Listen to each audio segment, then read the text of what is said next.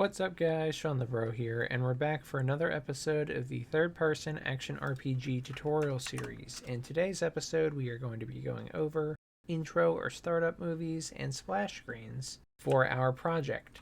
So intros and startup movies are movies that appear before you really get into the game as the game is loading up, so content is loading in the background. The players are then either seeing some trailers for other projects that the company made, showing off some of the software plugins or other add-ons that the developers used, or they may just be paying homage to something that the developers actually care about and want to show off to the users. These startup movies and splash screens are in pretty much every single game, and they are very easy to add but very beneficial. Before we hop into adding startup movies and splash screens in our project, if you want to get caught up in the entire action RPG and third-person tutorial series, you can get familiar with how we've done things like our different attacks, our hitboxes, our mini-map, our quest system, and a whole lot more. I'll link you to the entire playlist to the third-person action RPG series right here in the top right corner.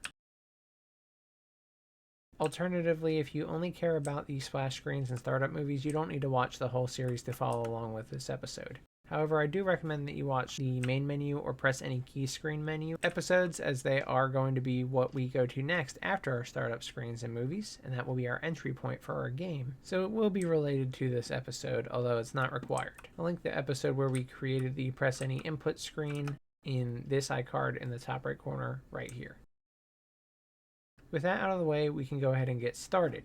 This is a code and blueprint tutorial series. We can do everything for our startup and intro movies in our editor today. We don't need to access either the code or the blueprint side of things, as Unreal Engine can just handle this on its own. You could add your own logic once the game loaded up to spawn your own widgets or play your own videos in the game, but we're just going to be using the tools built into the engine for today's episode. The first thing that we want to do is have our video or movie that we want to play when our game starts up. And we want to place it in a folder called Movies within Unreal Engine in the content directory. The Movies folder is a directory that Unreal actually expects when searching for videos. You don't have one by default, but you can simply add one called Movies.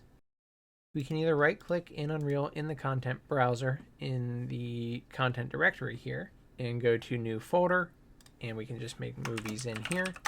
Or we can right-click on the content directory here, go to Show in Explorer, then in here you can right-click and make a new folder and call it Movies. Of course, if you're on a different operating system or different version of Windows, you can just create a directory the way you normally would there. In here is where we want to add our movie or our video. So I've opened up this other directory in another file explorer, and I know that this video right here at the bottom, Shawnthebro intro trimmed.mp4, is the one I want to use for my startup movie or intro video. I can either copy it in there or drag it into this other folder, but we want to bring this one into our movies folder of our project. So this is the only thing I have in this folder at this point. If we go into the movies folder, we won't see anything yet, but you can import. And this is the same for Unreal Engine 4 as well. You can just import, then go into your movies folder and select the file that you brought into your movies folder in the file explorer. And you will see it here as a file media source. It'll give you the full path to it as well as the name of it, and you can click into this and see a few settings about it. So you see the file path is /movies/shawnthebro intro trim.mp4. If we go to advanced here, you can pre-cache the file, which will load this entire movie into memory. We don't need to do this for our startup movies, and that means we can just leave this blank or false.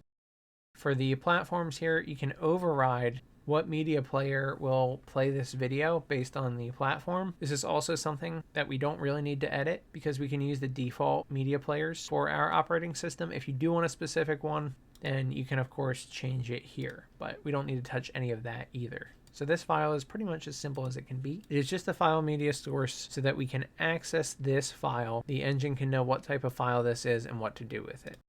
Now if we go to Edit and Project Settings, again, this is the same in UE4 and UE5. We can scroll down here under Project Movies and go to the Movie Players section. When we're in here, we have a few different options. The first thing is wait for movies to complete. This is what it sounds like. I told you earlier that the intro movies play while the game is being loaded in the background. If you leave this checked, then the movies have to finish playing before you can enter the game, even if the content is finished loading. If we uncheck this content is finished loading, we can hop directly into the game.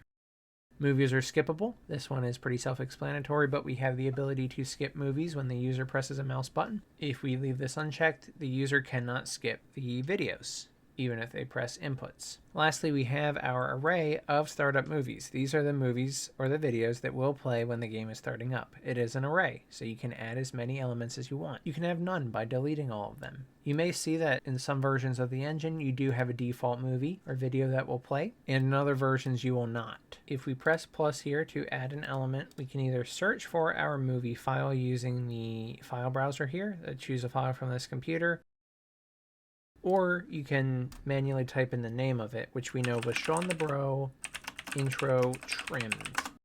I know this because in the main menu movies folder here, Shawnthebro intro trimmed is the name of this file media source.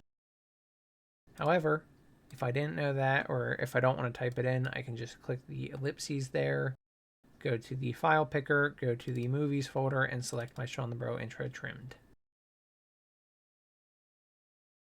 If I am to now start up the game, I can't do it in new editor window or play in editor because that's our regular default developer session. It does not load the startup movies there. But if I launch in standalone, or if I package the project, then we will be able to see the startup movies or intro movies. So when we start it up here, you'll see that it loads immediately. And it plays the whole video. Once the video is done, we get brought to our splash screen or our main menu screen or press any input screen, whatever we have up there. That was with the wait for movies to complete, but movies were not skippable. We can remove the default startup loading video here if we want to and just have our Shawnthebro intro trimmed. You can do this by clicking the little arrow and pressing delete. And once you've done that, you should see no real difference from when we had both of them in there. So let's go ahead and run and just make sure that it's no different without that video in there.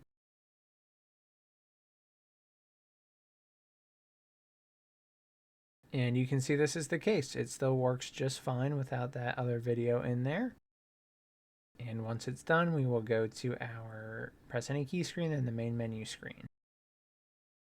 If we are to launch this again, and now I click my mouse button as fast as I can while the video is loading, I won't be able to skip this no matter how hard I try because we don't have the option selected for it. You also may not be able to skip this if everything isn't loaded by the time this is done. I picked a short video here, but if we pick a longer one, it will be very easy to see. If you go and check your movies are skippable boolean and try it again, then you can spam your mouse button and you should be able to skip past those intro videos and play the game once everything is loaded.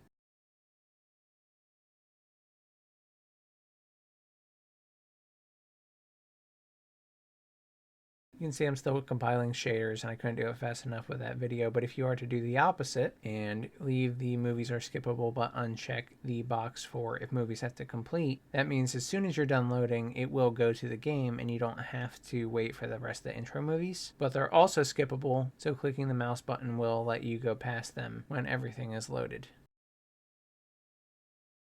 You can choose your preferences for these options, of course. I like to have both. I do like to wait for the movies to complete because I am a fan of those intro movies. I like showing off what was used to make the game or support the team or whatever the case may be. But if the players or the users want to skip through these, I believe they should have the ability to do so. I find that to be a good mix. So long story short, I like to keep both of these boxes checked, but it is up to you. Then when I'm done with this, I'm going to switch back from standalone to the play in editor mode, as that is my preferred mode for development. I hope you guys enjoyed this episode on startup and intro movies or splash screens in your game. If you did, please subscribe and consider joining the Patreon, YouTube membership, or Discord subscriptions to help support the channel. I want to give a huge shout out to everyone who has. Thank you all so much for all the love and support. I'm incredibly grateful for you. If you ran into any problems following this tutorial or any of my tutorials, feel free to join the Discord community. There is a link in the description, and I would be happy to help you out. Thank you guys so much for watching. I'm Shawnthebro, and I'll see you in the next one. Goodbye, guys.